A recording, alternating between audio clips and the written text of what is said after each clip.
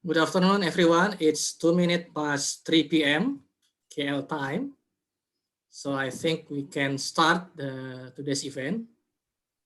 Welcome to the fourth series of the People for Peat Regional Symposium. My name is Satya Budi Utama, and I go by the nickname Tommy. I'm the senior project lead of the SUPA Component 2 project with WRI Indonesia, member of the People for Peat Coalition. The PFP coalition is entrusted by the European Union to implement the component 2 of the sustainable use of peatland and haze mitigation in ASEAN, or in short, we call it the SUPA program.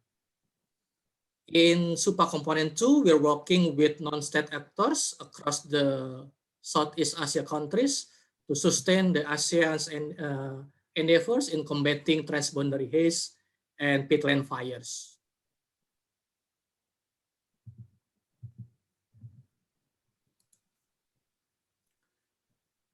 I believe that most of us here are already familiar with the rules and guidelines on online or virtual meetings. However, here are some basic guidelines for us to follow so that we can ensure we'll have effective discussions for today. First and foremost, we kindly ask you to rename yourself in the format of your names and organizations.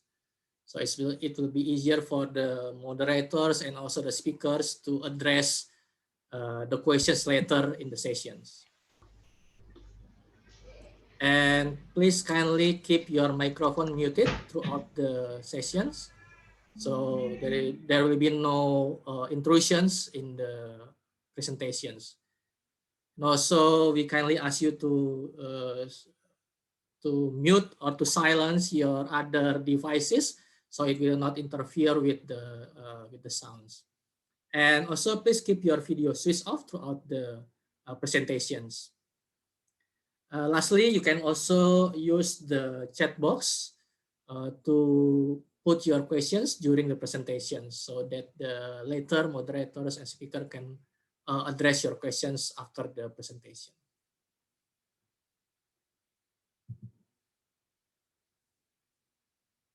We'll have approximately 1.5 hours of discussion sessions.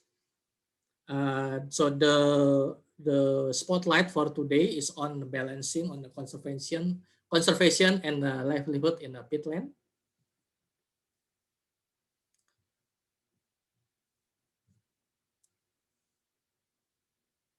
We'll also have a quick pause between sessions so that there will be also a chance for the organizers to get to know more a bit about today's participants.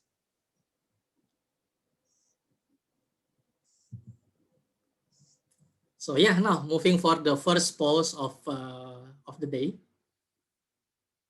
We'd like to know, how did you hear about today's symposium?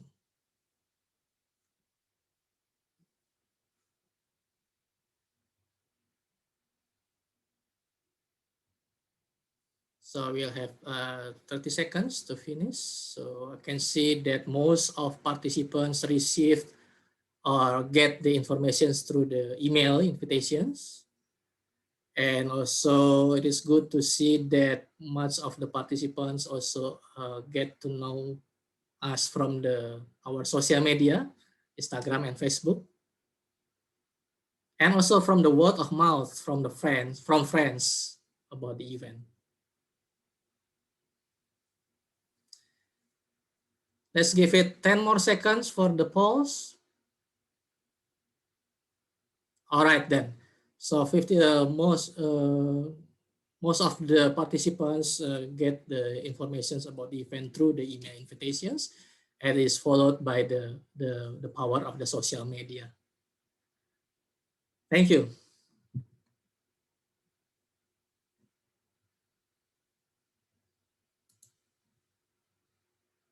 So here are the results of the poll. So 51% of the participants received the notifications from the emails, followed by 20% from the social media, PFP, Instagram, and Facebook.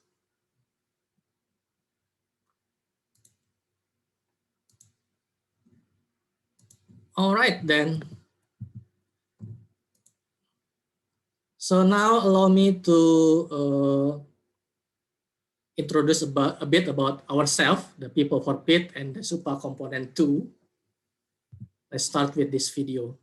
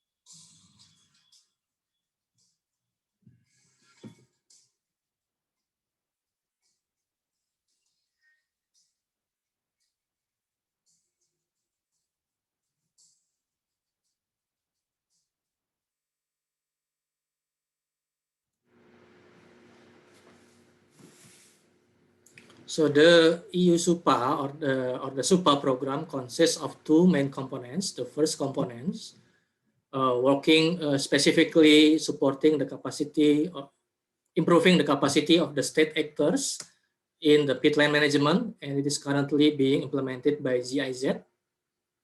And the second component or the SUPA component 2 is mostly working with the non-state actors in the region, currently being implemented by the coalitions of people for Peat. The People for Peat is a coalition of three organizations. The first one is the World Resources Institute in Indonesia. WRI Indonesia is an independent research organization that turns big ideas into actions at the nexus of environment, economic opportunity, and human well-being. Next, we have the IDS Foundation, which brings governments, companies, CSOs, and financiers together in action-driven coalitions. Last but not least, we have Tropical Rainforest and Conservation Research Centers, which is based in Kuala Lumpur, Malaysia, with their missions in to conserve tropical rainforest plant species and lead landscape wide protections and reforestation projects throughout the country. So TRCRC is based in Kuala Lumpur, Malaysia, while the WRI Institute, WRI Indonesia, and IDH Foundations are based in Jakarta, Indonesia. So in SUPA component 2, we are focusing on the three challenges in managing the peatland in Southeast Asia. The first challenge being the lack of reliable data and information on the peatland, specifically outside the countries such as Indonesia and Malaysia, whereby the information and the knowledge and the data about the peatland is very much limited. The second challenge is the limited options for sustainable business solutions and also limited access to funding in peatland areas. The last challenge that we are focusing is also the lack of awareness and capacity in managing the peatland in sustainable way. The SUPA component 2 is running for 3 years. So actually we are now in the second year of the activities. So since last year, we managed within the current pandemic situations to do the activities on the three challenges that we translated into the three pillars. The pillar 1 on the data and informations, we managed to complete our conference of parties and webinar series on the sustainable peatland management. And we also managed this year to launch our call for research proposals. And we are working on the live documents on the peatland outlook document. On pillar 2, that is addressing the activities around the business and investment, we also do this year the call for proposals for PFP Business Hub, and also we established panel of experts in areas of expertise in peatland management that will also support these activities under the PFP Business Hub. On pillar 3 and outreach and advocacy, we also launched our social media and also arranged a number of capacity building activities with partners, including this regional Peat Symposium series. That's a bit about ourselves and the SUPA component 2. So for our main course, I would like to invite our colleague, Dr. Eli Nur Nirmalasari, peatland restoration expert with WRI Indonesia, to moderate the sessions.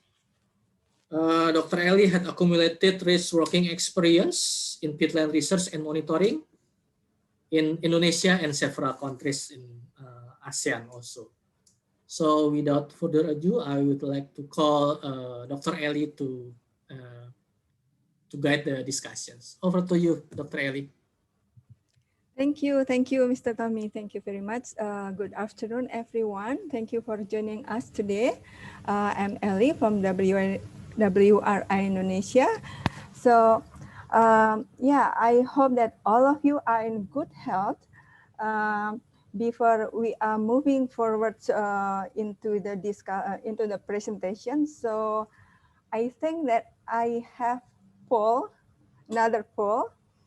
So yeah, we are interested to know about your country. So please just fill it in. Oh wow! So many participants already fill in. It's good. Most of the participants coming from Malaysia, and the second most from Indonesia, and then from the Philippines, from Vietnam, then Myanmar, Cambodia, Thailand, and Laos. Okay, then now we know that, yeah, most of you come from Malaysia. Thank you very much. Okay, so yeah, without further ado, I would like to invite the first speaker. She is Anke. Wait a minute. Sorry. She is Anke Nordt. Anke Nordt is so she studied landscape ecology and nature conservation at Greifswald University and worked for nearly 10 years at Greifswald University and Greifswald Mine Center on paludiculture. I think that some of you are also familiar with the paludiculture. And Anke Nordt focused on knowledge transfer and implementation into practice. And she will talk about paludiculture in Europe. So time is yours, Anke, and you have 20 minutes. Over to you. Thank you. Okay, thank you very much. I will share my screen.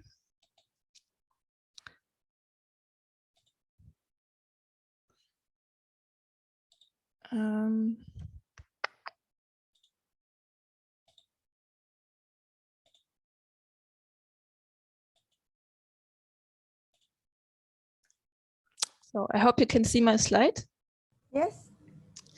Okay, then I will start. So thank you very much for inviting me to talk about paludiculture and for the kind introduction.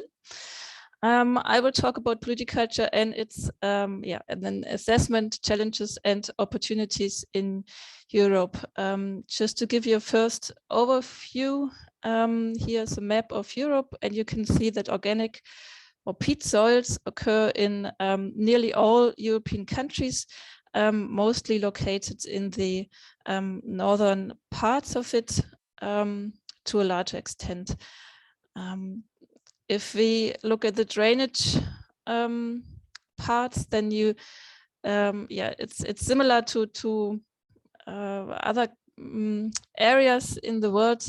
In Europe, it's heavily drained, up to 98%, as you can see in Germany, but also other countries, for example, Ireland with 82% and Finland with 61% drained for agriculture and forest uses, but also settlements and infrastructure. So as you know and already introduced, this leads to substantial emissions, CO2 emissions from the drained peatlands.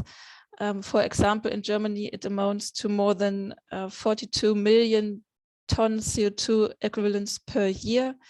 And in total EU, it sums up to 220 million ton CO2 equivalent per year. And this is a share of about 5% of EU overall greenhouse gas emissions, coming from only a small amount of land area. What to do to substantially reduce this CO2 source is to rewet peatlands. As you can see here, a picture from northeastern Germany. But this means that you can't use this land in the conventional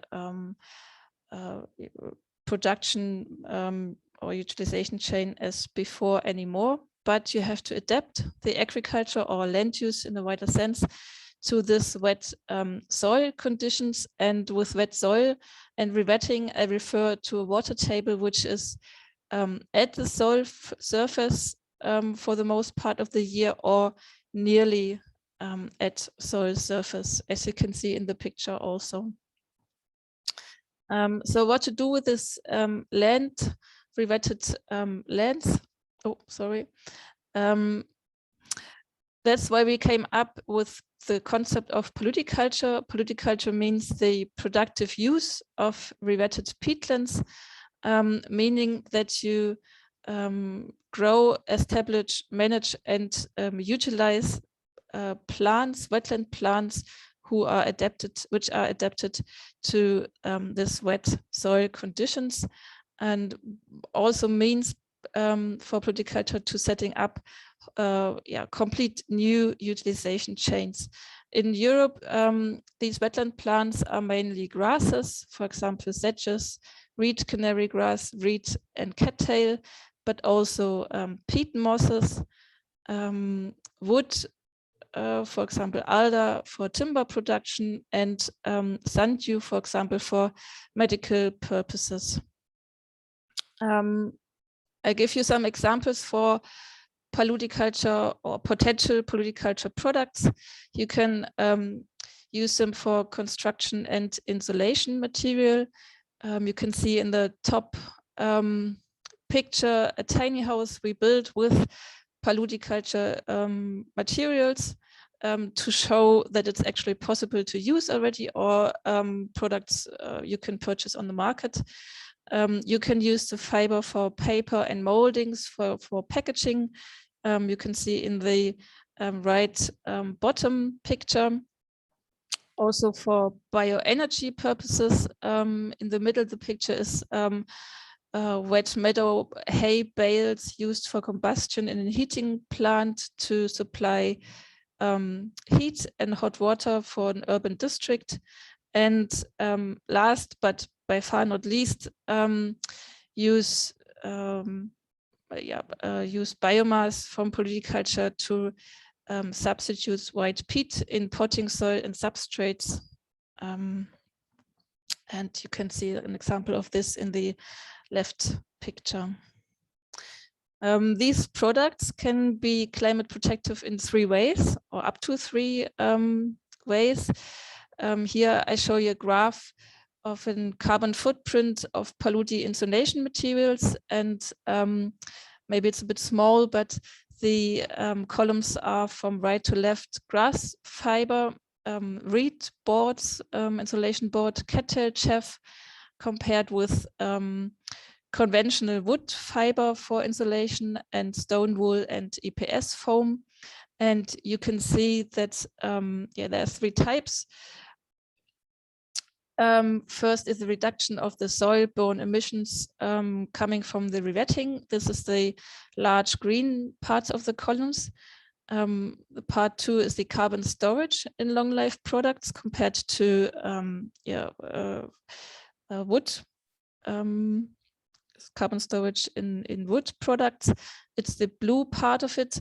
And the third part is the replacement of fossil resources and energy intensive products. And this would be the difference between the smaller left columns to the 2 larger ones to the right.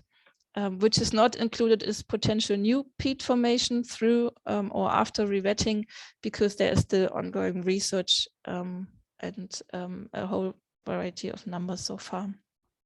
But still, polyculture is unknown land, so we are still in need of development along the developments along the entire production chain, starting with crops. You can see in the top picture a Taifa field, so about establishment, but also management and harvesting, water management, further developments in the in infrastructure and logistics. You can see there a picture of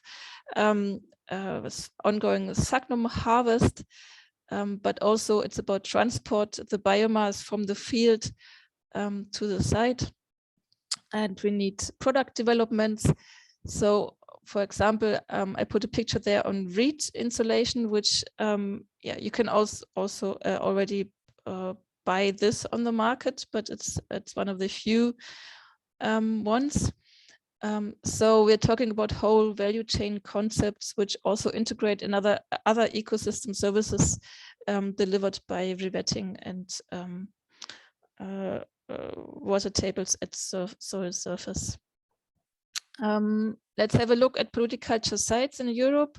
You can see they are mainly located in the middle and northern part of Europe. So, of course, there where also the main peatland areas are located. And here's this, I listed some sites of polludiculture. I won't go through it in detail, and it's not also it's not fully comprehensive, but you can see the countries, and it's also differing the peatland types, so bog and fen peatlands.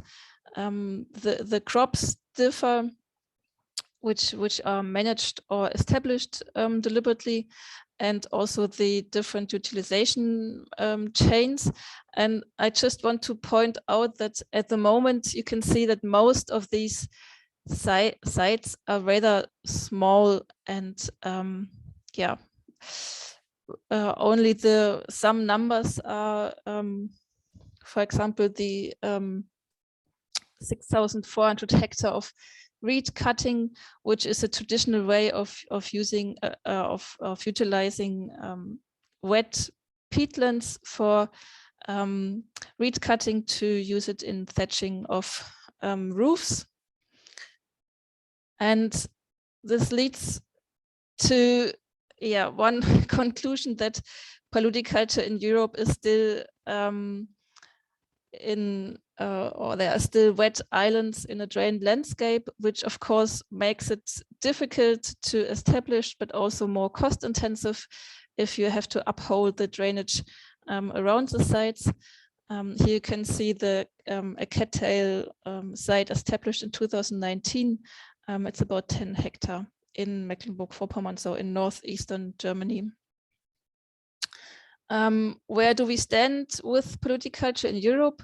As I just said, the sites are mainly small scale and implemented and also funded by research and development project so far, and also traditional or already in the longer term for conservation reasons. But then they're not solely focusing on polludiculture, so on the biomass uses. The polludiculture activities differ between the countries in Europe. For example, Denmark and Sweden have a large interest in water purification and nutrient, or mainly nitrogen retention. So that's what they combine with polludiculture implementation. Germany and Poland already have experience with conservation management combined with polludiculture, so with the deliberate biomass uses.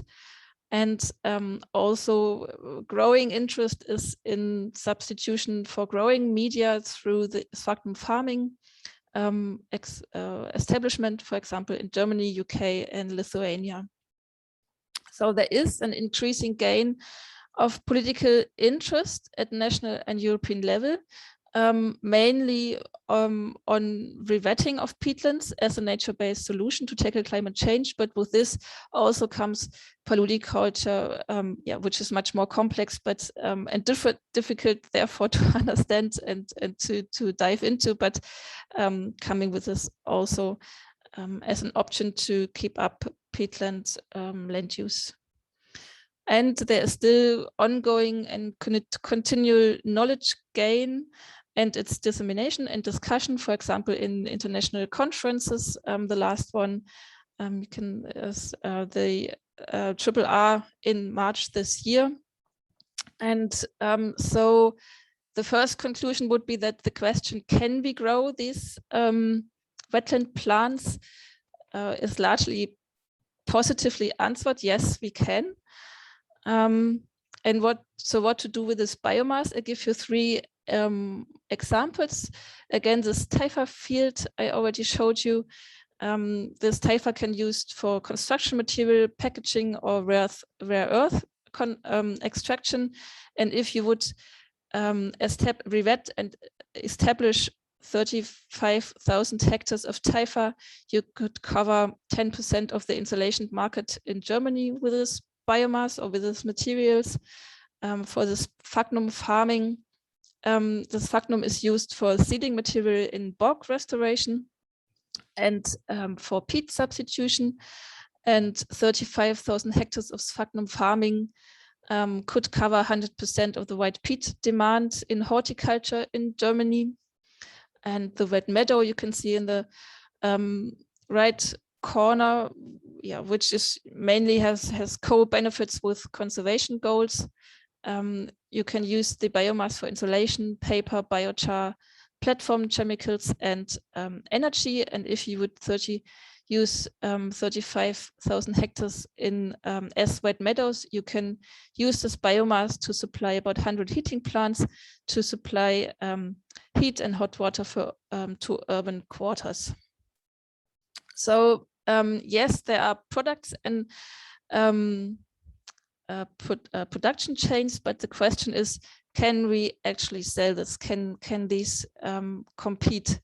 And this leads to the challenges, because at the moment polyculture can, under similar conditions to this, to the actually situation, not compete with conventional agriculture, because there are high costs for farmers to change from drainage-based land use to polyculture, which means they have to revet, they have to invest in new machinery and find new markets for their materials. Leading to quite a lot, planning insecurity at this farm scale. And this is due to a whole set of regulations and laws which are not adapted yet to polyculture. This may lead to a loss of subsidies for farmers if they establish polyculture crops, or in utilization restrictions coming from conservation management, and a ban of grassland conversion, which means that they can't establish poly crops. Another obstacle is the land access for revetting. This is not restricted to polyculture, but we actually hope that polyculture makes it easier to access the land. So for revetting, the large obstacle is the fragmented ownership structure and a potential impact of the revetting on neighboring sites, which makes the process of revetting time-consuming and very cost-intensive. One of the main frame conditions is the Common Agriculture Policy negotiations at EU scale. Came to an end just recently, and now it goes to the member states. And we have to say it's a lost chance to stop the climate damaging subsidies, because farmers still get the subsidies if they use the land on a drainage-based scale. So what we actually need is a whole paradigm shift to transform drainage-focused land use to wet landscapes where peatlands and also polyculture play a vital part in it for climate protection, but also for climate adaptation. So I come to some opportunities. One is the initiative for payments for greenhouse gas mitigation with the EU carbon farming initiative, where actually farmers on peatlands could gain a new self-image as carbon farmers instead of delivering climate protection and climate adaptation instead of food to society. Also, another opportunity is the upcoming demand for renewable raw materials, because until 2050, of course, we have to nearly end the use of fossil resources. So we have to change to renewable raw materials to deliver into a diverse set of production chains and products. And polyculture can provide renewable resources with actually negative emissions when the revetting is included in the final product. And this gains much interest actually with companies in Europe interested in this. We call it insetting so instead of offsetting, so reducing CO2 emissions within their production chain. Also, the unique structural characteristics of wetland plants should be used or could be used because they are well adapted with a set of specifics to very harsh environment, these wetlands, and have developed different strategies to survive. And this leads also to specific ingredients, and I think it's very large potential to develop new markets with this, starting from phytomining to the rare earth extraction. And also, I think we could well learn from Indonesia on large-scale revetting, because at least Hans Josten always tells us that this is what you have done. We can much learn from this, and as I said before, it's in Europe it's very difficult to access the land for revetting. So how did Indonesia do it, and what are there options or other possibilities to refer to this for Europe? Because in Europe we need to revet about 500,000 hectares per year until 2050 to reach the climate goals, and at the moment we are far below this number. And to reach this number, I think it's not about if, but how we get polyculture into practice as soon as possible on large scale. So with this, I end. Thank you for listening and welcome any questions. Thank you very much, Anke. Just right 19 minutes. Thank you. Less than 20 minutes. Yeah.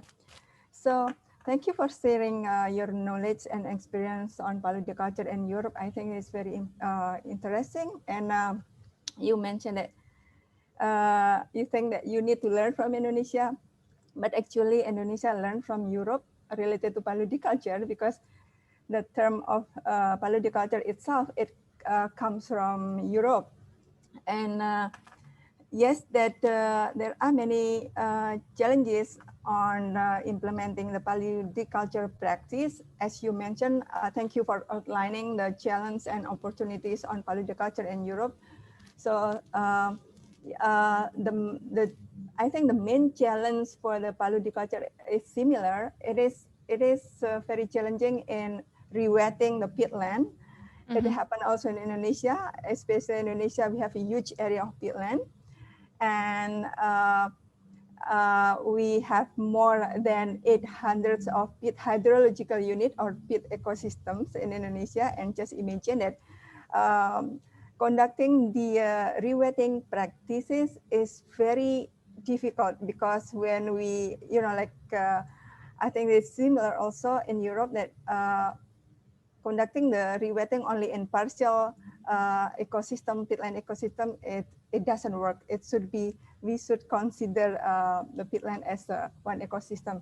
So there are many things that you mentioned related to the opportunities also on the polyculture. And Yes, I think that the participant, you already have in your mind a question from for Anke, and I would like to remind all participants that Anke will not be able to join us until the end of the symposium. So for anybody who has a question, just write it down in the chat box. So I will then we will have the question and answer session after all of the speakers give the presentation. Okay, so we still have, thank you, Anke, and we still have 3 other awesome presenters. But before moving to next presenter, we have another poll. So as we may know that, yeah, people, local communities, they have their livelihood in peatland, but then the question for this poll is that, do you think that, sorry, I cannot see this. I cannot see the question here, sorry. So do you think that peatland conservation can be balanced with providing livelihoods to the communities who living in a peatland or in a surrounding of peatlands? So please give your answer or feedback.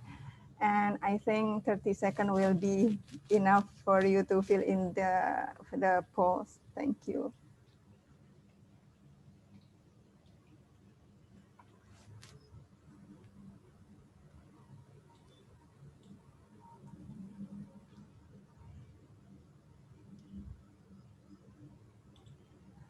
Yeah, okay, so yeah, I got the answer of the polls, and most of 82%, more than 80% answer that yes, and 18% unsure, but nobody answered no. This is good. So yeah, okay. Thank you for answering the polls. And without further ado, let me invite the second speaker. She is Dr. Siti Maimunah. Dr. Siti Maimunah is a researcher and lecturer from the Agricultural Institute of Yogjakarta, Indonesia. And her expertise is biodiversity, peat swamp forest, and also peat restoration, bioenergy, and community, and also for forestry breeding. Amazingly, Dr. Siti was nominated as Pioneer of the Forest of Education by CNN Indonesia in 2019. And also she received multiple awards such as Green Award by USAID IFAX, Reforestation Women Award by Ministry of Forest Indonesia, and also Champion Asia Pacific Forest 2019 from the FAO. Also Kalpataru Awards in 2017 and 2019 from the Ministry Environment and Forestry of Indonesia. Wow, it is so awesome. Okay, so Dr. Siti, you have 20 minutes, and then you will share about the bioenergy potential from tropical peatlands, 3 species. Over to you, Dr. Siti. Thank you. Okay, thank you, Mbak Eli. I will to share my presentation.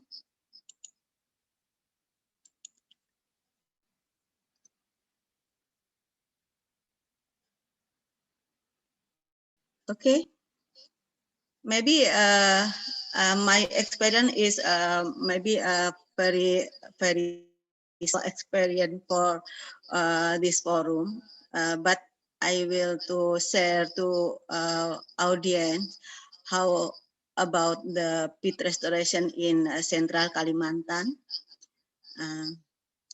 The theme of this discussing is the balancing conservation and livelihood for assessing the bioenergy potential of tropical peatland tree species. This is only to the for the case study for Nyamplung for bioenergy and peat restoration based on community. This project is supported by C4, NIFOS, National Institute for Forest Science, UNOPS, and Ministry of Environment and Forestry of Indonesia. And from my campus in Stiper, Yogyakarta,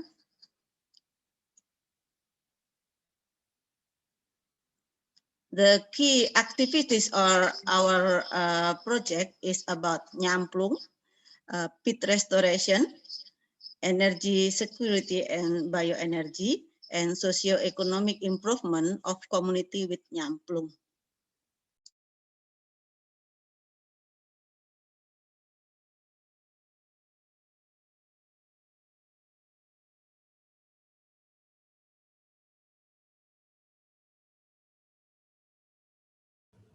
Hello, Ibu Siti. I think you are muted.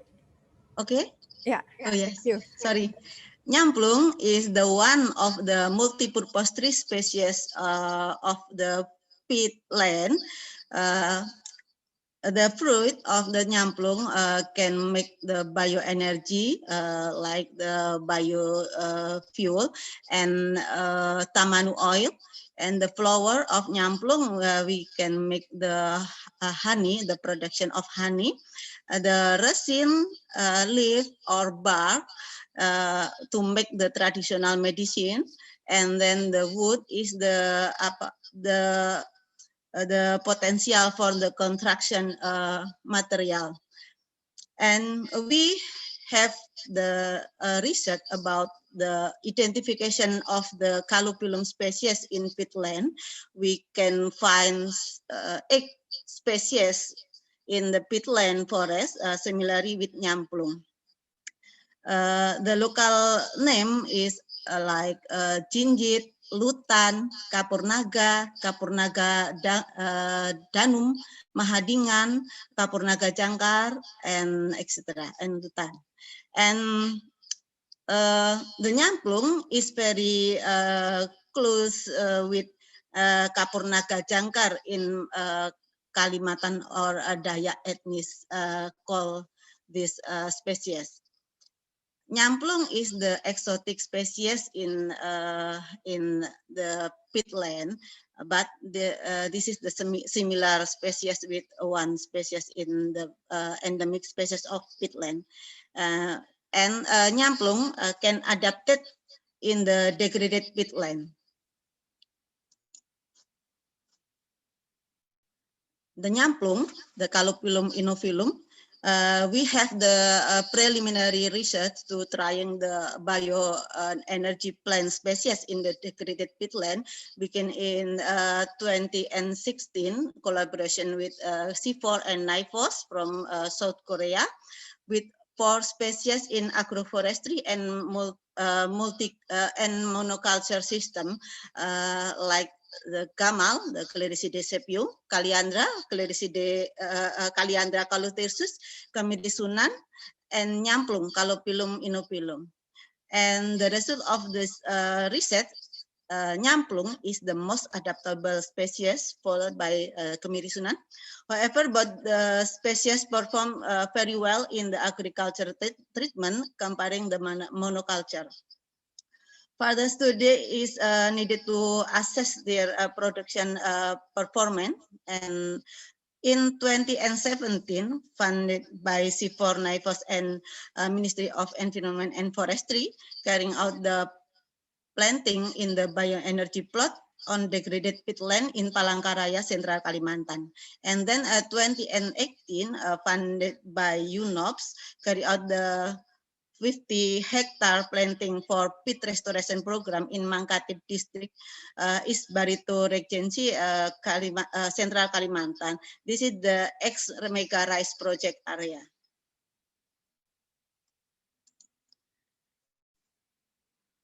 And this is our activity in the bioenergy project in the degraded peatland at 2016.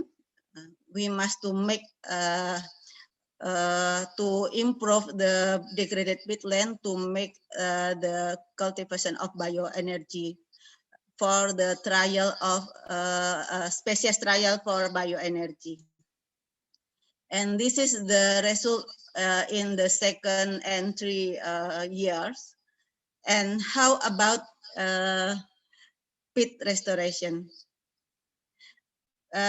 Indonesian government is very concerned with the peat restoration program.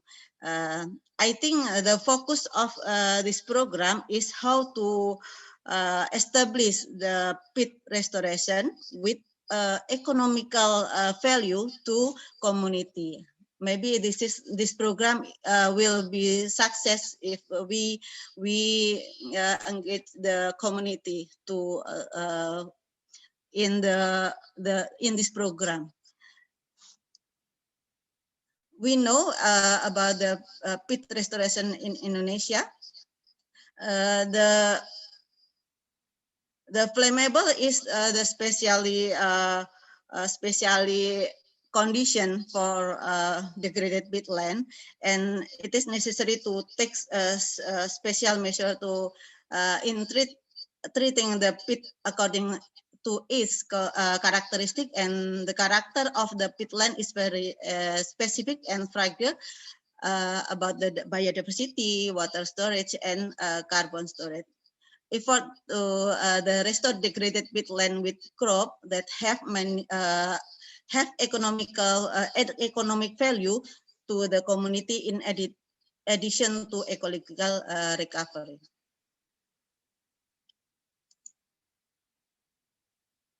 And how about the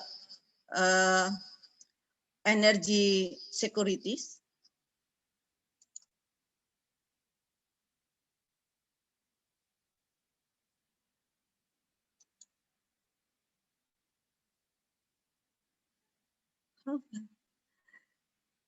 Okay.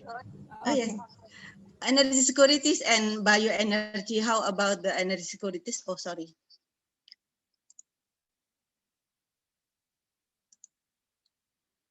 The Indonesia energy demand has increased significantly, mainly due to population growth, urbanization, and economic development.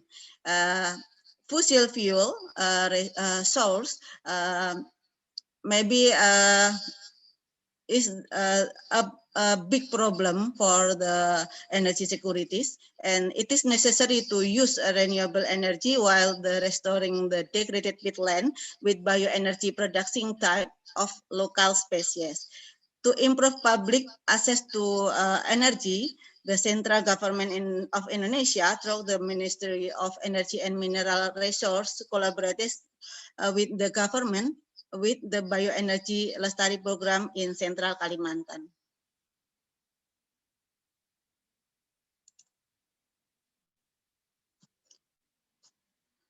About socio-economic improvement of the community, peat swamp management and protection activities are inseparable from the participant of the community around the forest. We need the concept and method of empowerment of the local communities oriented toward peatland conservation and environmental sustainability, and development of the non-timber forest production type for the bioenergy intercropping and with other production activities like honey or the traditional medicine.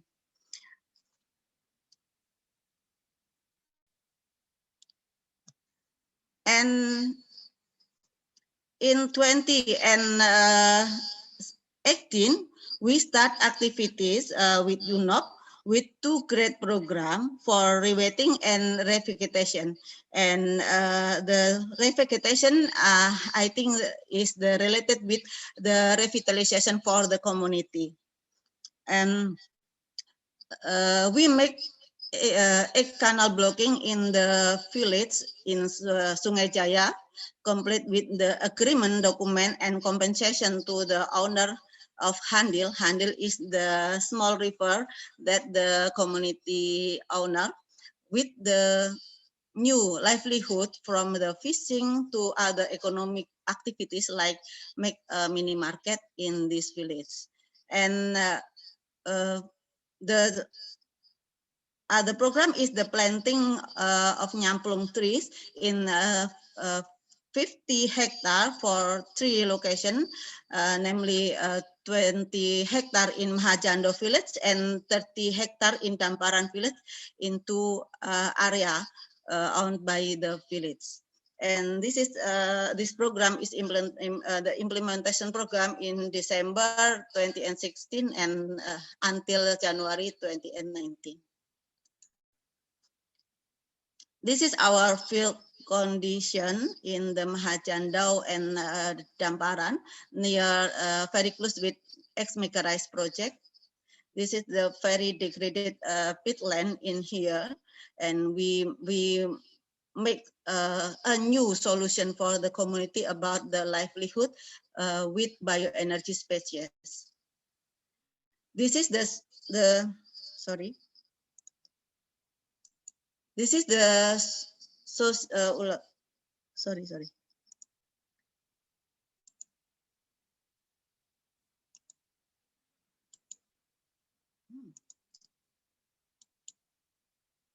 The socio-economic of the community activities, like this in this picture, they have many good cultural, and they are the for the economical activities like fishing, illegal logging, I think, and in the agriculture activity, and to product the sapat leaf for the medicine. And nyamplung can make a new solution for it based on peat restoration for them. This is our survey of planting location and canal blocking. This is ex-mega rice project in Central Kalimantan. It's very degraded peatland. And this is the canal blocking established in this location with the community. And this is the planting activities for nyamplung, because nyamplung is the best species for the peat restoration based on bioenergy, and we related to the community too. And this is our monitoring activities with UNOPS and C4 in this area. Further activities opportunities for our project is to support to continue to manage the restored peat areas, mentoring and transfer of science and skill and technology to care for harvest and process the fruit into tamanu oil and provide real economic benefit to the community, and then establish a system to connect the farmer with private sector, research institute, and market. This is our publication for bioenergy in degraded peatland and based on community with UNOP and C4 and also the NIFOS. And the conclusion is the nyamplung is one solution to protect peatland with a variety of productive economic activities with the community. Thank you for listening. Thank you very much, Ibu Siti, and thank you for sharing your knowledge and experience, especially about nyamplung. You mentioned that nyamplung is actually exotic species, so it's not a native species of peatland actually, but it can grow well in a wet condition in peatland, as I know, based on the research also. I think it's your partners, also your team from Yogyakarta, right? And nyamplung is one of the option for I think for agroforestry, paludiculture-based agroforestry also in peatlands. You mentioned also that it can be, the production can be optimum if if we, if we do the multi-cropping with the nyamplung, but then I think some of participants already have in their mind about question related to this for you. So let's wait for that. Thank you again, Ibu Siti. Yeah, before moving to the next speaker, again, it's very interesting. We have another poll. So, okay. The question in this poll is, are you currently living or working or doing research in peatlands? So if yes, then, okay. It's not open-ended question, sorry. Okay, so I think I can give you 30 seconds for filling in this poll.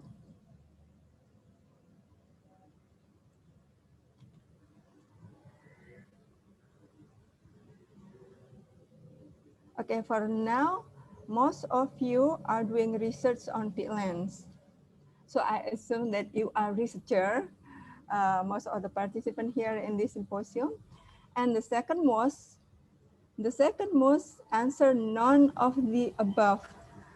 Okay, and then, okay. So I think we give only very limited option. So that's why 34% of you answered that none of the above. So I'm sorry about this. And then 15% of you managing peatland restoration initiative. It's good, so that you can encourage others to do so.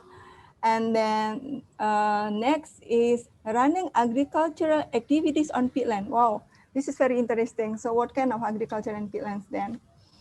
And then another is landowner. This is very good. And another is residing on peatlands.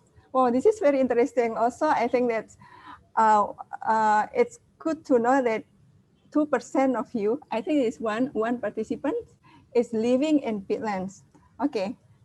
Okay, it's very interesting. Okay, thank you. So I think that's all for the poll. So let's move to the next presentation. So this presentation is about sagu cultivation, and it will be delivered by Dr. Latifah Omar and also LAR Francis Uling Majoi. Let me read the short bio for the Dr. Latifah Omar. So Dr. Latifah Omar is a senior lecturer who started her career at Universiti Putra, Malaysia, Bintulu, Sarawak campus. So research interests are in agricultural waste management and utilization.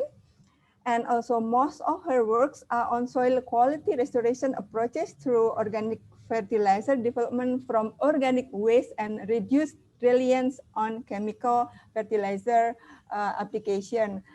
So Dr. Latifah Omar graduated from Universiti Putra, Malaysia for her PhD, and now she is the secretary of Koperasi Mas Balau Dalat Berhad or KMDBD. And LAR Francis Uling Majoi, he is a managing director and landscape architect who works together with PL team to grow the professional landscaping services. And he has 32 years experiences in working in landscape. He is a former landscape designer of Dewan Bandaraya Kuching Utara and also landscape assistant of Dewan Bandaraya Kuching Utara, and also former building draftsman Warisan Reka. Graduated from Queensland University for his bachelor degree, and also from Universiti Putra, Malaysia for his master on landscape architecture. Now, Dr. LAR Francis is president of KMDBD. So both of you, Dr. Latifah Omar and LAR Francis, you have 20 minutes. So I think that each of you will give 10 minutes of presentation. So time is yours, over to you. Thank you.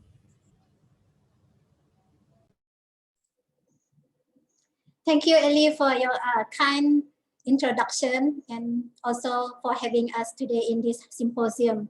It is a privilege to be here today. Good afternoon to all distinguished guests. Okay.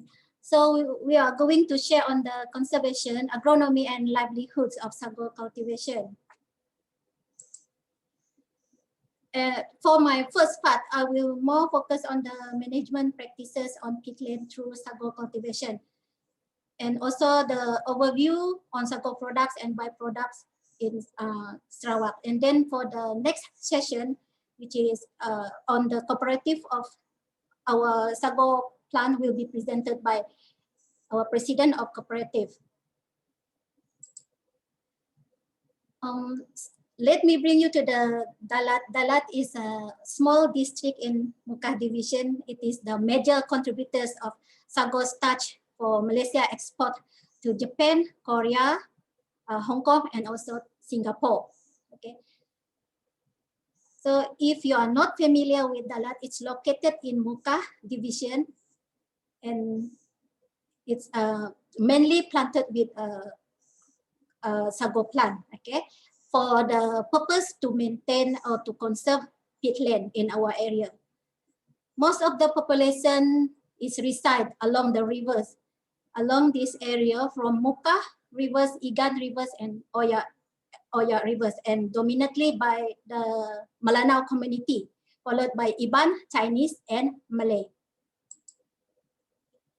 Sarawak has the largest peatland in Malaysia, of about 1.69 million hectares, which mainly planted with sago palm. This is because this palm can thrive in a harsh environment and highly acidic soil of peat soil. So here you can see this is the area planted with sago plant in Igan rivers. Sago cultivation in Dalat is very synonym to the Melanau community, although some of the area also planted by the other communities such as Chinese and Iban. The legacy of sago cultivation in our community is passed down from generation to generation. Once this sago palm considered as poor man's crop, where people take it like they plant and fail it when they have a financial problem. But now it becomes source of income for the Dalat community because this sago palm is economically acceptable. Sago cultivation in Dalat is actually one of the management practices on peatland, where the farmers planted sago palm near to the river which serve as a buffer zone to avoid peatland degradation. And through this approach, sago palm roots can help to anchor and stabilize peatland by trapping silt. In our community, sago cultivation is considered as an affordable plant because it requires low maintenance, no fertilization and pesticide need to be applied during the growth and development, and thus making this plant environmentally friendly and uniquely versatile because the palm can be used from fronds to stem and from the trunk, okay, to the waste generated from starch extracted from the feed. So this sago cultivation in Dalat also conserve our peat swamp area. In newly opened area for sago palm cultivation, most of the sago farmers in our area less open burning involved in the agronomy practices. Only a few, okay, that is only for traditional farming scale, not in a large scale, because the sago farmers are aware on the consequences of open burning. So for most of the land clearing, they use conventional method, for example, like slashing. This is for 1 hectare of peatland. Our president of sago smallholders recommended to plant 66 sago palm cluster per acre. This is to make sure that the growth and the starch produced from sago plant will give a high starch quality. The excavator, as you see in this picture, is only used for drainage and also to maintain the water table at an optimum depth. This is also to prolong the life of peatland, and one of the practice that applied in our community to conserve peatland, to avoid the peat soil to dry out to the extent that irreversible drying occur. Okay, so this is the practice or the approach applied by the sago farmers in Dalat. And the sago farmers also believe that from the experience, the nearer water table held to the optimum depth for the sago, the better yield of sago extracting from the sago log. Okay, so you can see here most of the sago cultivated along the river. In our area for Dalat peatland, sago palm cultivated from low flooded areas to upland in soil which are from very acidic soil, peatland soil, and to neutral soil, alluvial soil, where all the waste deposited by running water or surface water will ended in one area, okay, along the river bank. This is because sago is a hardy plant and it can tolerate to a very harsh environment of peatland or swampy acidic, whereby few other crops could survive. This is also the approach of sago farmers, where they prepare the drainage to ensure the condition of intermittent flooding by water, where the nutrient will be deposited by running water. This is why the fertilization is not required for sago growth and development. The nutrient will be deposited by running water. Okay, that is why the sago farmers consider this plant as a environmentally friendly. When sago palm reach to maturity stage, it is about 12 to 15 years for the first generation. Okay, so mother plant will be harvesting at this age, where the trunk formation is completely formed, and then the mother plant will be felled and chopped for sago log, whereby the next immature or suckers will be harvested about 10 to 12 years, depending on the trunk formation. Okay? Although some of the farmers, they will fell or harvest the immature plant, maybe due to the financial problem, we are not sure. Okay, so then the sago log cut into segment, then transport to the nearest factory using river as a main mode of transportation. So in Dalat, in our area, the total average of sago production is quite high. Okay, it can be considered as overproduction or surplus because of this overproduction, then the price static since for the past 15 years.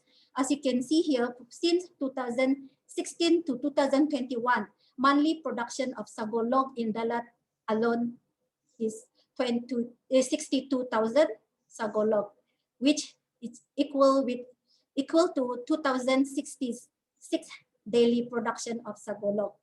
Okay. So in our in Dalat, there are 6 factories operate on processing the sago log. The most productive sago factory is Sagoling, and most of these sago factory will process sago log based on their factory operation capacity. So, for example, well, let's say if Igan River sago smallholders can produce 2,000 sago log per day and they can sell for 12 ringgit per log, then the profit is 24,000 for a day, daily income for one day. And then if Oya River and Sungai Kut, the combination of this sago smallholder, they produce 8,700, then they sell for 12 ringgit per log, they can generate income of 4,400 per day. With this overproduction, the static price is still the major problem of sago smallholders in Dalat. How to overcome this problem, the measurement will be shared by Mr. Francis later in the next session. Sago farmers in Dalat not only rely on the sago palm, although the sago palm is a main income source, but while waiting for gestation period of sago plant, other crops planted as intercropping or integrated cropping, for example, like pineapples, because they have a very good market, banana, papaya, rambutan, dragon fruit, and durian, as you can see in this picture. most of these fruit have very good side income for smallholders in Dalat, Sarawak. For the wildlife habitat, for conservation, we don't apply any specific practices on the restoration or to improve any forest connectivity for wildlife at sago planting site.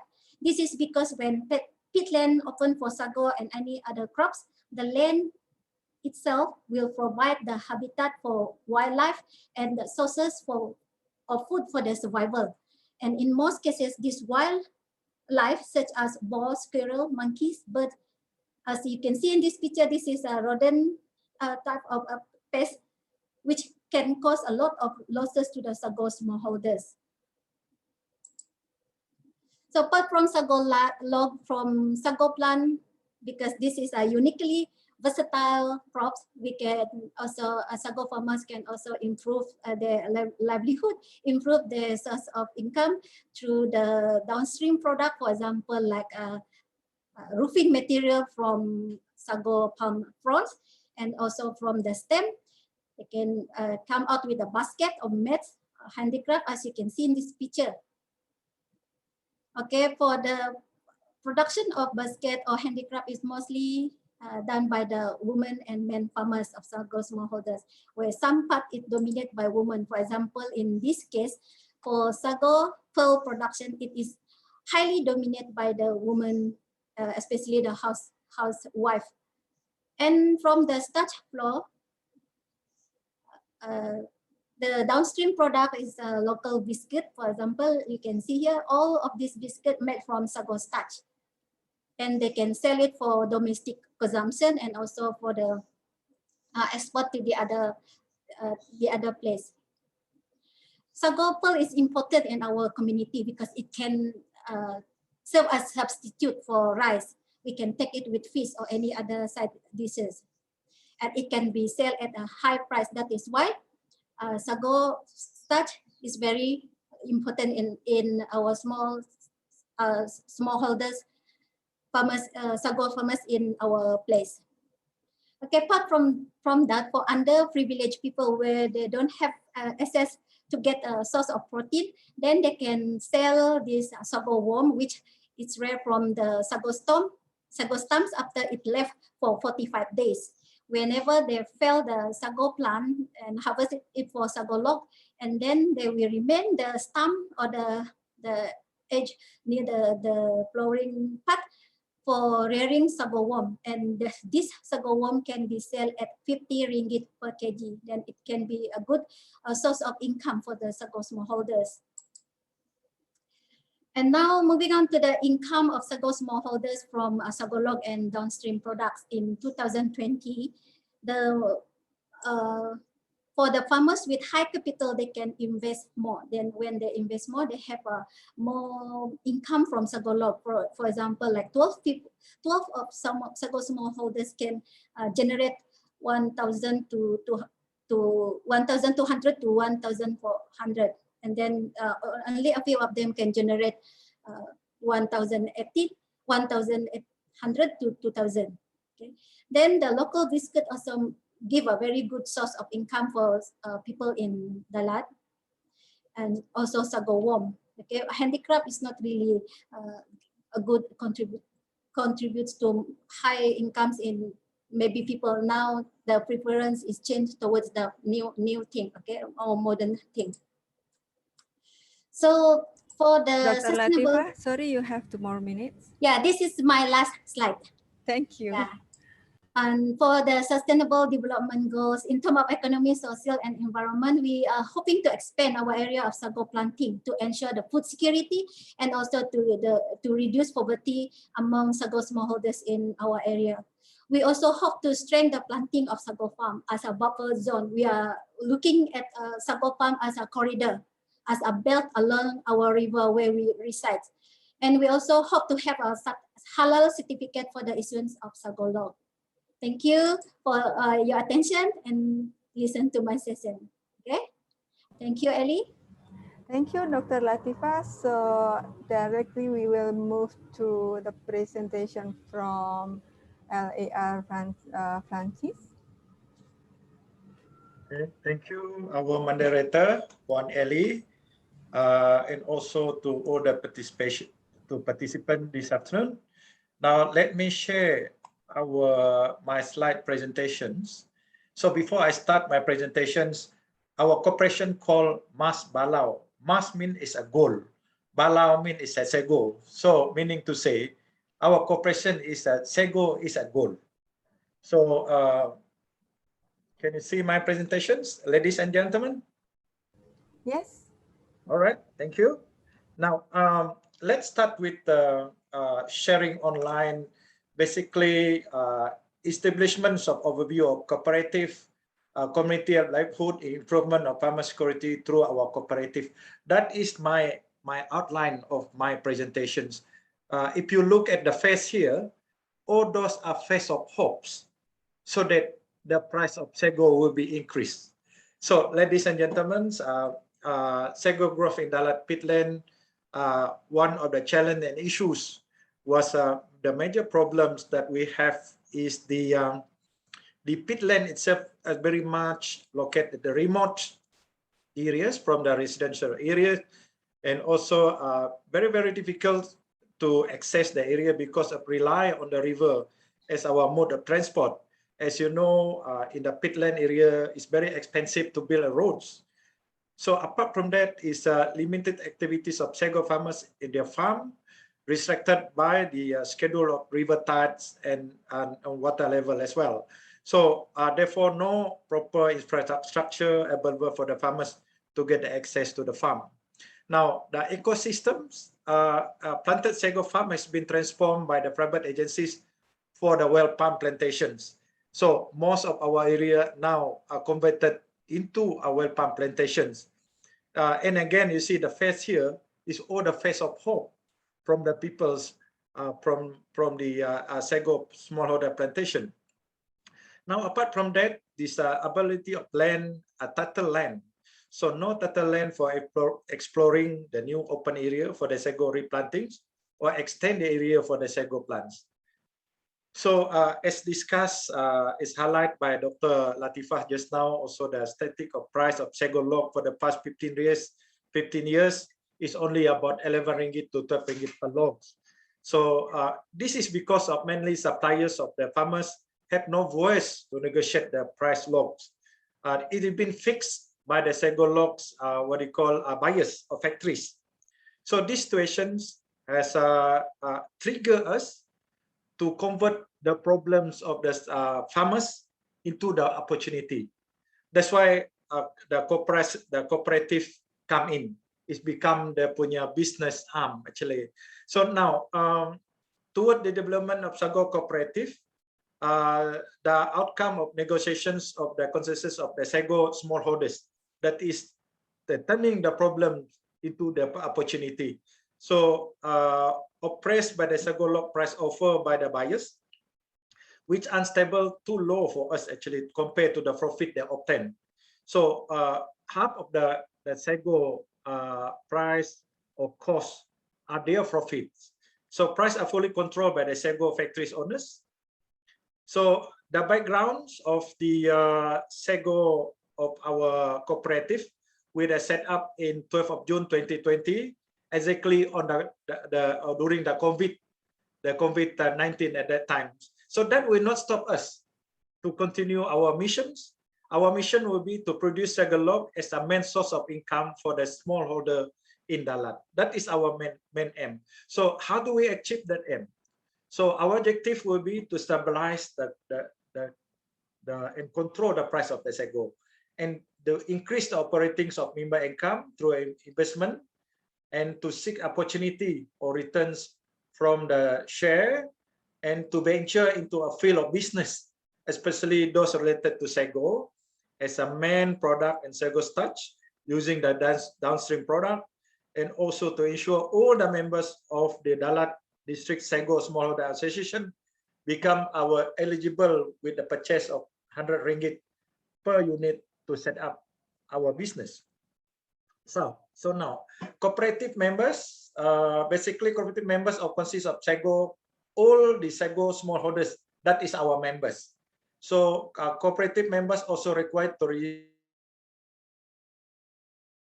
registered as a sago smallholder in Dalat. So what they benefit from this particular cooperative? They will earn the income from the investment of the share, and of course it will covered by the group insurance, because most of our shareholder are more than 70, 60, 70, and even 80 years old. So no insurance will be covered this particular group. So what we do was we covered them using our group insurance. So of course, thirdly, we'll provide employment opportunity to the families and also the members of the cooperative. So in short terms, we're going to recruit our members as much as possible, looking for the downstream business opportunities that related to the sagos, like for example, cleaning the river, like Dr. Latifah shared with you just now. And then of course, we'll definitely earn the commissions from the sale of log sago from the factories. And of course, we're going to collaborate with the government and local agencies in the field of sagos development. So now our long term will be have our very own factory owned by the smallholders through the government. So the long term will be recruit more members and look for major sago based business opportunities, like building our sago factories, our own by the cooperative itself, which is now in the planning, our long-term investment in the bank and whatnot, strengthen our cooperative relationship between the government and statutory agencies based on the mutual benefit win-win situation. Now, this is number of factories that in our area, in Dalat area, we have 6 factories, Mukah area, we have 3 factories, in Putra, we have almost all in all about 10 factories. This has been shared by Dr. Latifah with you just now. Now, if you in the plan here, the white in color is a sago corridor in the area, which is cover approximately about 5,000 hectares. So now we are looking into the economic, social, and environment of this particular goal. We're going to expand the area of sago planting to ensure the food security and reduce poverty. That is our main objective. And then sago also a native plant and are very synonymous with the community along the Batang Oyak. Batang means the river. This is river, Oyak River, Igan River, and to strengthen the planting of sago buffer zones. And of course, definitely like what Dr. Latifah said just now, will be the halal hub. So now we are ready. This is so that we are ready to have our very own factories with the capacity of 1,000 to 1,005 sago per day. So now with the factory letters, so if you look at the figure here, this is the price, the current price, the income of the peoples of the smallholder at the current moment, which is only about 1,005 to 1,007 per month. If we go to increase, if we have our own factory, if we buy at the price of 15 ringgit per log, so their income will increase between 2,800 into 3,500 per month. So meaning to say 2,800 is above the poverty level. So therefore, it's very crucial for us to have our own factory. What to say, we have our price at 20 ringgit per log, meaning to say our smallholder plantation will have income of 3,000 to 4,000, even up to 5,000 per month. So therefore, we are very geared. We are putting our 5th gear now to have our own factory. This is our site. We locate our site already in the near to the river. This is just to show our readiness to produce our own factories. And then this is the perspective of our own factories, which belong to the smallholders. And this is all the perspective. So we believe that with our own factories, we can control the price of the price of the sago log in market. With that, ladies and gentlemen, I end my presentations on behalf of the smallholder plantation, also from the cooperative members of cooperative. Thank you very much for listening for my presentations. Thank you very much, Mr. Francis, and thank you also for Dr. Latifah for sharing about the sago plantations. I think that it is very interesting that by the existence of the Koperasi, it can increase the income of the smallholder also. So I think it's very good for them. Okay, thank you. So I think now we are entering in a Q&A sessions. Without further ado, I will read questions from participants. We have got many questions actually for now. And I think first, I would like to read question for Anke. Anke, so for now, like there are 4 questions for you. First question is from Ahmad Dermawan, C4.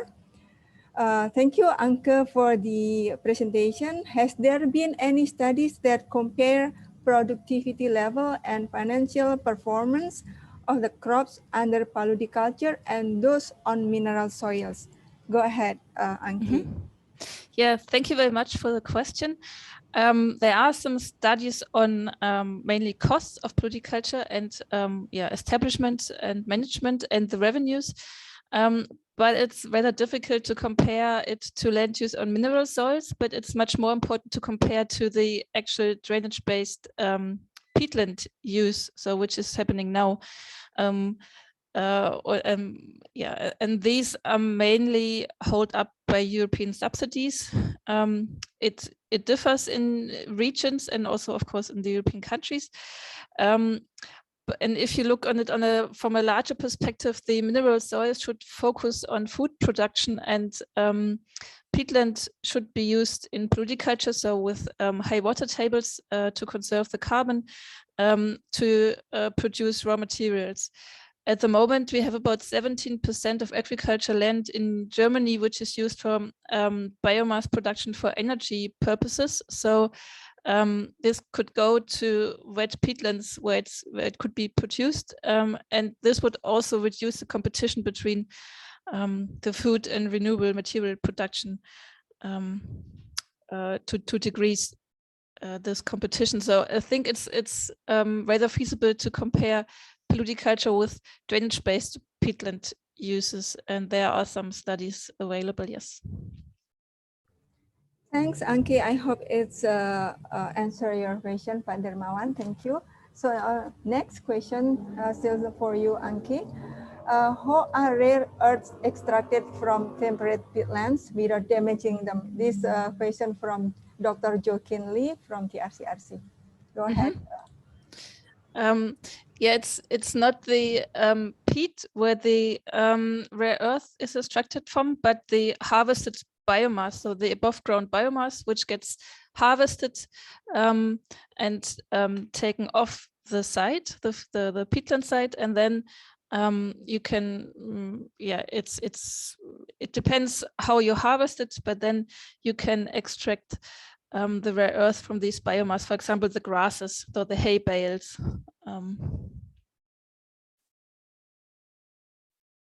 Thanks, Anke. Another question from Jason Horn from WWF Malaysia.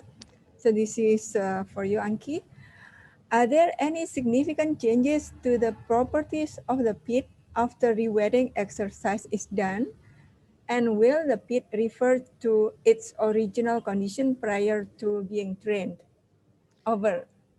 Yeah, very good question. Actually, I think it's similar to Southeast Asia. It's the peat or the peat degradation leads to complete different condition of the peat, and even after rewetting, it's not the original state. So there are some management options how you can reduce this degradation parts. For example, to taken off the upper soil layer. You can use this to fill in the ditches, for example. What we talk about novel ecosystems actually, because they're not, or it takes a very long time. Studies showed on long-term monitoring of rewetting sites that they're not. They're not coming into original conditions anymore, or it takes a very long time, or it also depends on how strong they are degraded and how long the degradation or the drainage was going on for. but actually, yeah, this is a great challenge, how to revet and get the peat back into this near natural state. Okay, thanks, Anke. So yeah, another question still for Anke. Thank you for your amazing presentations. This is from Muhardianto Cahya. Paludiculture is one of the best solutions to increase peatland productivity. Is there any characteristic of plant that we need to consider to use in paludiculture system? How do you make sure that the water table is still on point to prevent the flooding issue? And how do you create the market for paludiculture products? Over. Mm-hmm. Yep. Thank you also for this question, which goes very much into the heart of the paludiculture challenge. So the characteristics of plants that depend really on the specific plant or the crop you grow. For example, Taifa has this erenchyma, so it's a very light but strong structure, and this is very good for construction. And used where you can use these properties in a very good way. Another example is reed, which has silicate in its leaves, and these are interesting to use in batteries. Or reed canary grass accumulates germanium, which is a rare earth, and this is needed in smartphone and other devices. So it really depends on the plant. And there is ongoing research, but I think there is more research to come to look into these specific characteristics. Next question was on the water table. Yeah, it also depends on the crop. For example, sphagnum farming, the water table really needs to be in at soil surface, a little bit below the little heads of the sphagnum mosses. So there you have to have a well-equipped water management system with weirs and pumps and loggers. And this is, of course, quite intensive as well. And there are other plants like Taifa reed and the wet meadow grasses. They have a wider amplitude on the water level, so for them it's not so important, or they can still thrive or even better thrive when the water table is above soil surface. So they're okay with occurring floods, also if the flooding is going on for some longer time. So there you don't need such an intense water management system, but still that's what we are also focusing at the moment, is what water management do you need to keep the water as or the water table at a level for the most effective CO2 reduction. That's because we shouldn't forget that this is the main issue of paludiculture, to get the CO2 reductions as down as much as possible. And how do you recreate the market for paludiculture products was the last question. Yeah, it's a difficult question because it goes a bit beyond what we are focusing at in our university, which is more the actually peatland side, but this goes also into markets and socioeconomics and product development. So what we are experiencing, that it's still very important to foster the demand for these materials through knowledge transfer, for example, to companies, to decision makers, to policy makers. Another way we are going down is to do the policy advice, for example, to include carbon footprints of products in the marketing, and visualization of products, which would lead to a much increased demand for paludiculture products. So it's also quite depending on the product or on the biomass, polyculture biomass. As I said, with this 3 examples of taifas, sphagnum, and wet meadows, there is actually the potential is there, but and also the companies have a growing interest in it, but still they don't switch to it as long as it's more expensive as the conventional fossil peat, for example, for growing media. So this would, therefore, we would need some decisions on a politic or on the policy level to change the system. And if this, if this results or if this is positive, then it would be very good way to foster the demand to create markets. Okay, thanks, Anke. So before you are leaving, I think one question from me, if you don't mind. So in your presentation, I saw that in a polyculture practice that they are using the heavy equipment, and also you mentioned that they are planting also the alder species for timber production. So when we plant the species for timber production, means that we need to harvest, to cut the timber, and then to take out the timber from the peatlands. And I'm sure that you use the heavy equipment also.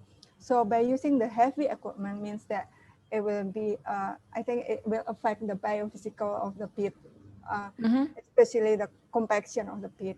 How you deal with this? I mean, like from the scientific point of view, that the compaction, for example, like we avoid the peatland compaction, for example. So how to deal with this?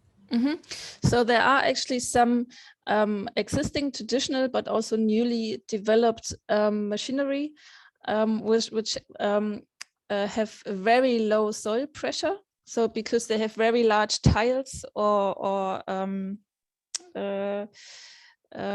tracks, and this goes down to less than 100 gram per cubic centimeter, which is less than if we go through the peat with our feet. So they are still heavy, but they are sharing the pressure, so they can actually go there on this wet peatlands. And we are still conducting, or we started to look into the changing of the peat with a set of instruments and measurements, how this affects the new peat formation and also the water saturation and stuff. So this is going on research, but so far it works. The main issue is actually that you have also you need to have a good system of logistics, because if this heavy machinery is it has low soil pressure, but still if it goes over the same part of the peat again and again, then it destroys the peat. So it's part of the development is how to have a set of sites where you have only the least ways where the tracks are going again and again. So this what we actually start looking at from next year on, where we have some very large sites, polyculture sites here around Greifswald, and how this reacts, or how the peat reacts to this as well. Thank you very much, Anke, and thank you very much for joining us today and presenting your experience and knowledge on polyculture. It's useful and very enlightening. Thank you very much. So I think next question is for Dr. Siti. It is from Mio Aum. Bioenergy plans for selling or conservation on peatland. Over, Dr. Siti. Okay, thank you. Nyamplung bioenergy is for one solution for the peat restoration with the economic value for the community. I think about the bioenergy to sell or to conservation, I think two object for this program for peat restoration and to selling. We must to select the native species or the high value species for peat restoration to community. This is a successful point. Thank you. Thanks, Bye. Dr. Siti. Thank you. So another question from Fauzan Muzaki. How long does it take bioenergy plants, especially nyamplung, to harvest? Over. To harvest in the 3rd year after planting in the shallow pit, we can take the first harvesting for the nyamplung, and after that, I think the nyamplung can more production fruit for next year. Okay, thank you. I think similar question for Dr. Latifah from Jubilin Salazar. This is from the Philippines. How many months or how many years can sago be harvested? Over to you, Dr. Latifah. Okay, thank you, Ellie. If I'm not mistaken, I have mentioned in the slide for harvesting the sago log, right? The question is on the harvesting. For mother plant, it will the sago plant will reach to 15 years for the first generation, and then for the next, the upcoming suckers and the other sago palm which replace the mother plant, it can be harvested at 10 to 12 years. That is the duration for sago log to be harvested. Okay, thank you, Dr. Latifah. There is another question for Dr. Siti from Muhardianto Cahya. So it is amazing presentation to know nyamplung has benefit to environment and socioeconomic, but to local people, it usually is in agricultural sector. What approach did you use in your research to change the local people habit?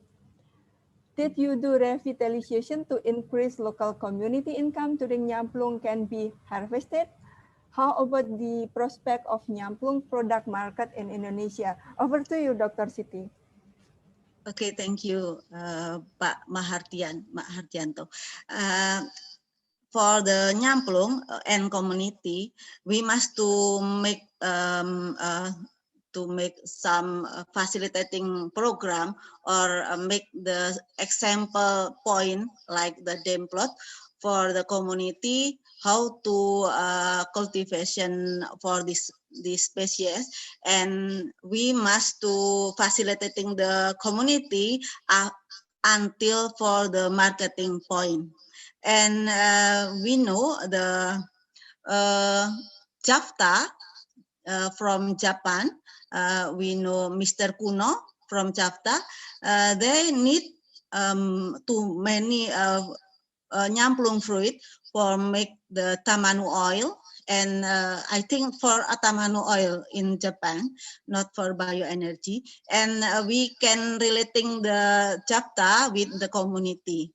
And in Indonesia, the popular oil in Bali's Island, we know the kutus-kutus oil. The kutus-kutus oil is made from the nyamplung oil too. And I think for the marketing for the nyamplung is this is not the problem, I think. The problem for the nyamplung program is how to make the community interest for it, I think. Okay, thank you, Dr. Siti. Another question, I think this is for Dr. Latifah or Mr. Francis.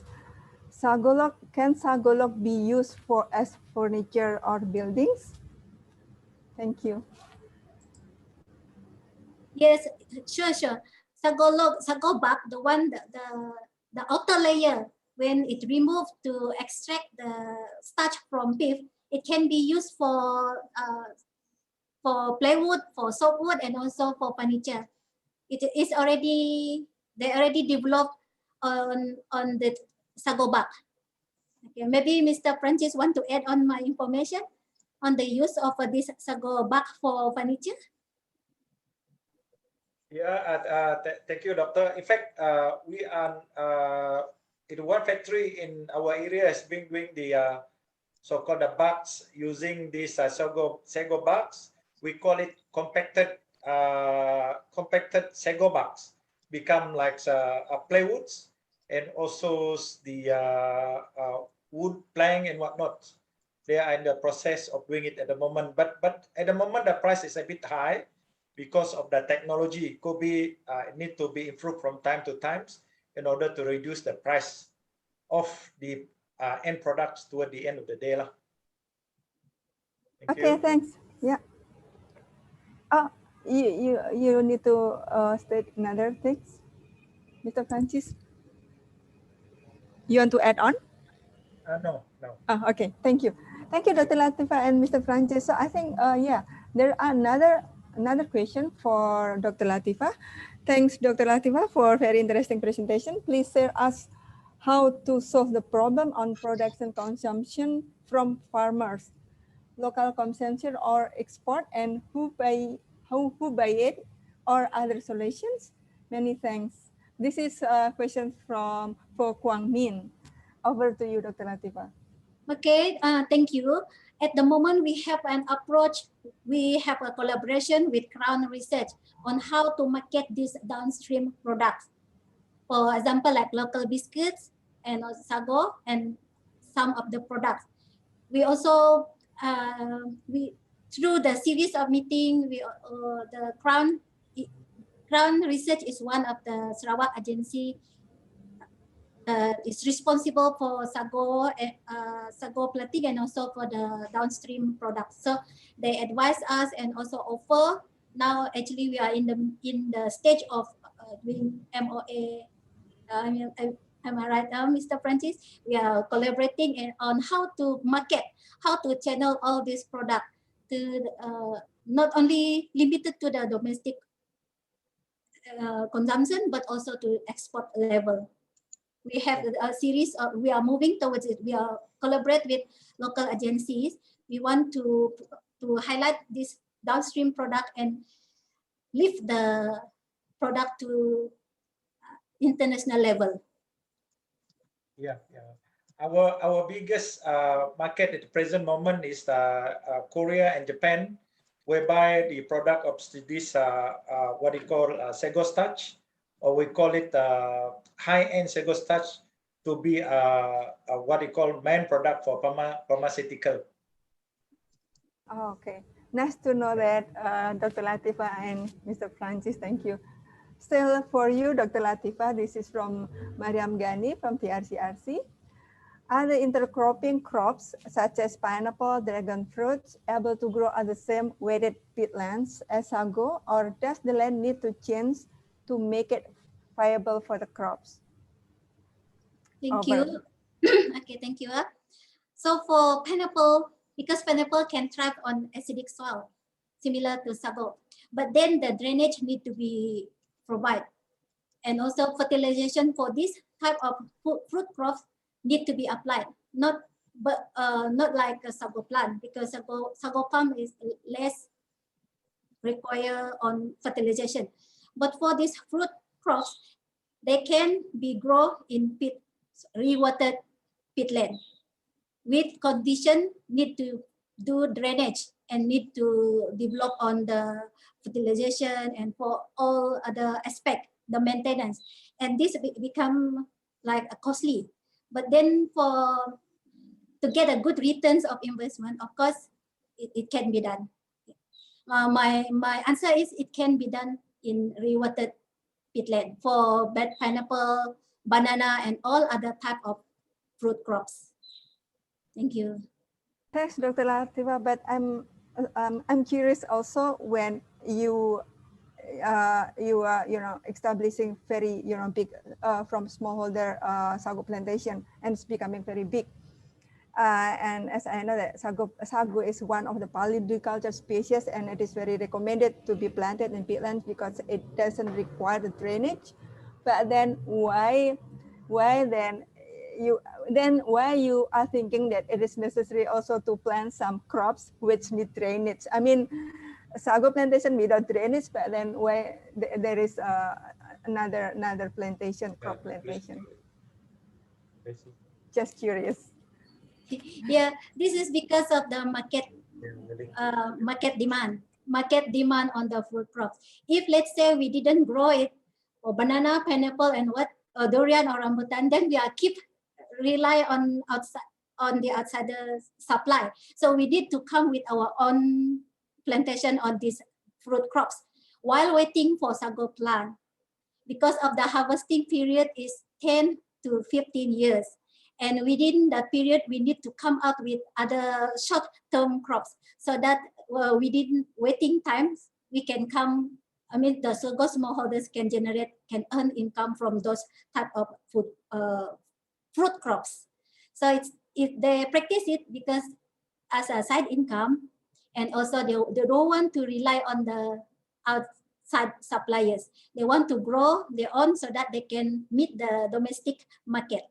So that is one of the way to generate income while waiting for sago log to be harvested. Oh, okay, noted, Dr. Latifah. Thanks. Yeah. Another question, Dr. Latifah. This is from Muhammad Hasirin bin Hassan. Does the sago used in the plantation consist of only one selected species, and why does the species switch to be cultivated or planted commercially? Okay, at the moment for Dalat peatland is only one species. Okay, Metroxylon sago. The farmers prefer this type of species because the other species, the one that very popular in Indonesia, if I'm not mistaken, right, the one with spiny, with thorn, the one with thorn, the one with spine, the other species. For sago planters in Dalat, they prefer to use the one that they claim is very easy for them to harvest. The good thing about this thorny type of sago species, it will keep away the pesticide, I mean the predators, the wild boar and all other predators like monkey because of the thorn, the spiny. But in Crown, they have work and research on the thorny species. But for the sago smallholders in Dalat, they prefer one species only, Metroxylon sago. Okay, but maybe from here, Okay. after the research, tissue culture, the one that developed by Crown Research in Sungai Talau, there will be other species. Thank you. Okay, thank you, Dr. Latifah. Another question for Dr. Siti from Abraham Ngu. Is there any potential to use nyamplung for timber? Over to you, Dr. Siti.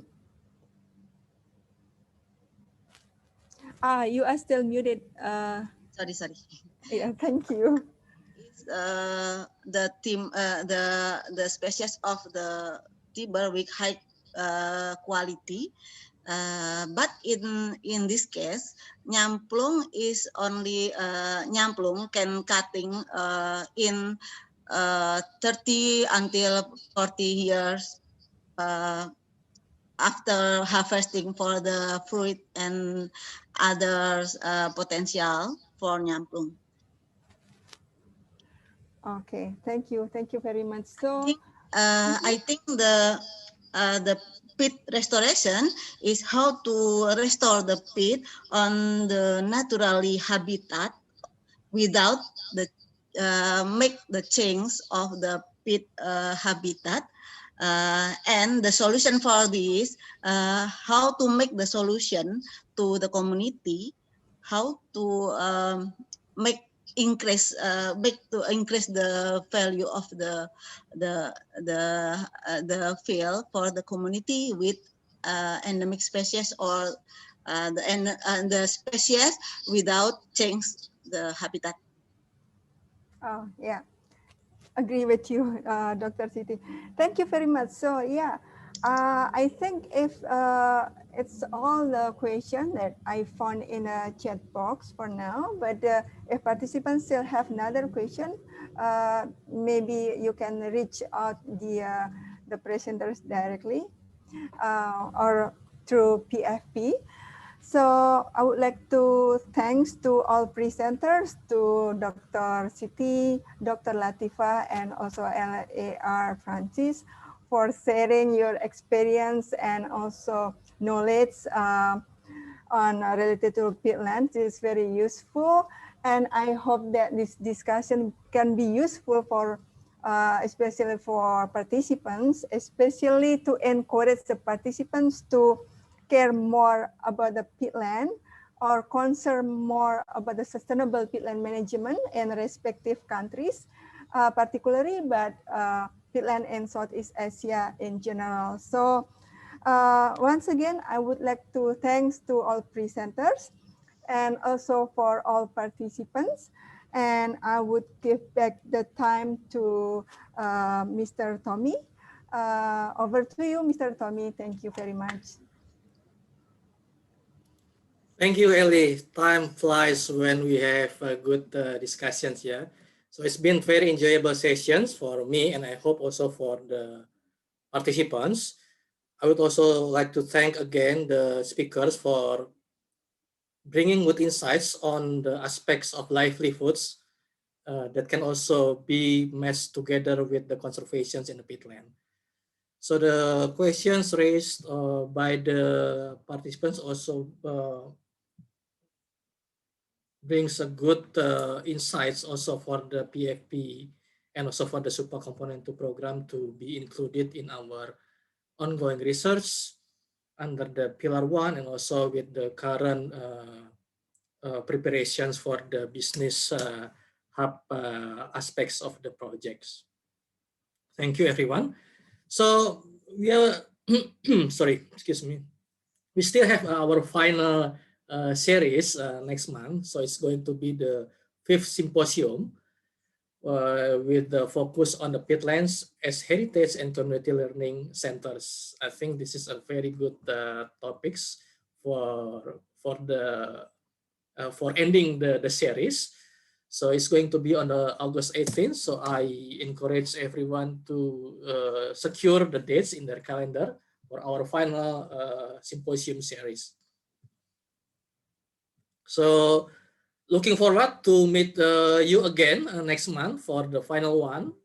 And within this current pandemic situations, please be safe, everyone. And I hope that we can stay healthy.